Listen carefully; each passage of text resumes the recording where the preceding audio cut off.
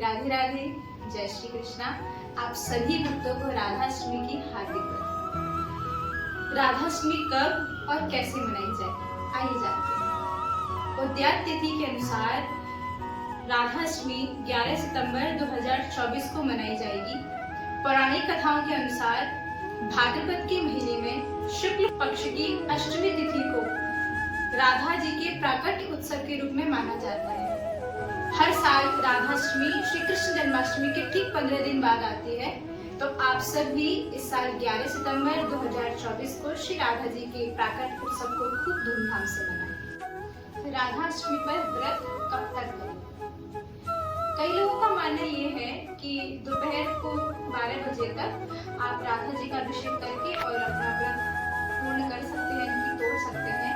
लेकिन हमारी जो परंपरा है, वैष्णव परंपरा, उसमें ऐसा माना जाता है कि जिस प्रकार श्री कृष्ण जन्माष्टमी का व्रत होता है, जैसे एकादशी का व्रत होता है, हमें वैसे ही राधाष्टमी का व्रत भी करना चाहिए।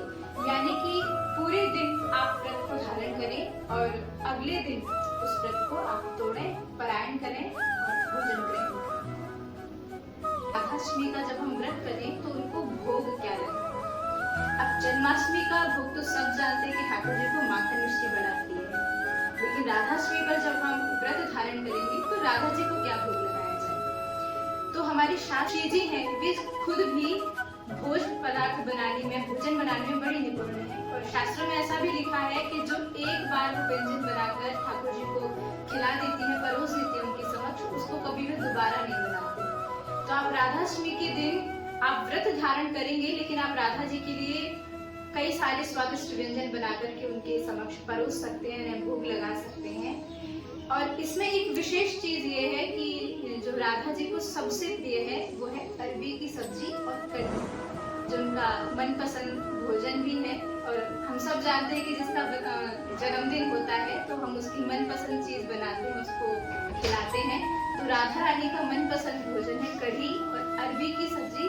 तो आप भी श्री जी को वही भोग लगा सकते हैं, परोस सकते हैं। अब प्रश्न पूछ रहे हैं कि उनको वस्त्र क्या पहनाना? जैसे कि हम जानते हैं कि जो श्री कृष्ण है वो पीतांबरधारी है, उनका प्रिय जो रंग है वो पीला है। तो श्री जी का पसंदीदा रंग कौन सा है? तो हम सब जानते हैं कि जो हमारी श्री जी है, श्री जी राधा रानी जो है, वो नीलांबर धारण करती है, यानी कि उनका जो पसंद का जो रंग है या जिस रंग को वो धारण करती है वो है नीला। और राधाष्टमी पर नीले रंग का बहुत महत्व है, तो आप सभी अपनी राधा रानी को नीले रंग के वस्त्र धारण करा सकते हैं। सबसे अंतिम और विशेष बात कि राधा रानी को हम उपहार में क्या देते हैं? जैसे हम सब जानते हैं कि जिसका भी जन्मदिन होता है उसको कुछ ना कुछ उपहार तो अवश्य दिया जाता है, जो उसे प्रिय हो, जो उसका मनपसंद हो। तो श्री जी का मनपसंद उपहार क्या है? श्री जी को जो सबसे प्रिय उपहार है वो है श्री कृष्ण नाम।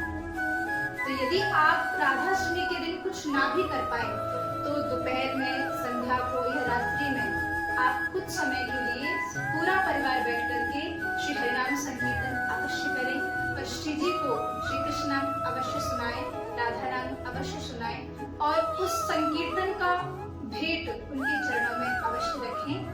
और सबसे बड़ा श्री जी के लिए उपहार होगा। वैसे तो नियम बहुत सारे हैं, कई सारे नियम हैं, इतने सारे नियम शास्त्र और ग्रंथ कहते हैं कि हम नहीं कर सकते, लेकिन फिर भी आप व्रत को जरूर धारण करें, पूरा दिन व्रत रहें, अगले दिन उसका पारायण करें श्री जी, क्योंकि राधाष्टमी का जो व्रत है वो हजारों एकादशियों के व्रत के बराबर होता है। इसलिए आप सभी भक्तगण अपने अपने घरों में श्री राधाष्टमी पर्व को बहुत धूमधाम से मनाएं। राधे राधे, जय श्री कृष्ण।